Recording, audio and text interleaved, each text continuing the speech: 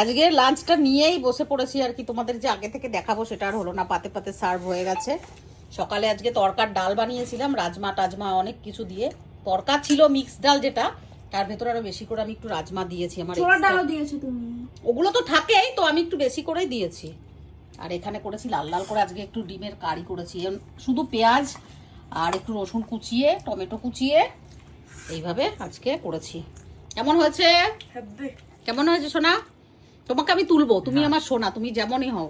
ঘরের ভিতর কি তুমি সোনা পাউডার মেখে থাকবে নাকি? আমার সোনা আজকে আমাকে, আমি এত হ্যাপি কেন বল গুগল? বল বল বল বল।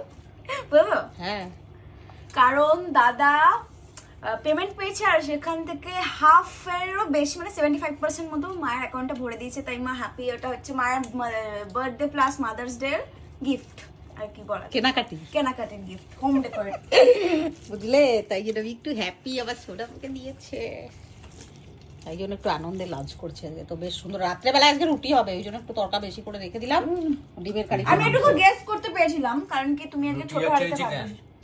না না, চিলি চিকেন আর করবো না, চিলি চিকেনই হবে, চিলি চিকেনই হবে, চিলি চিকেনই হবে।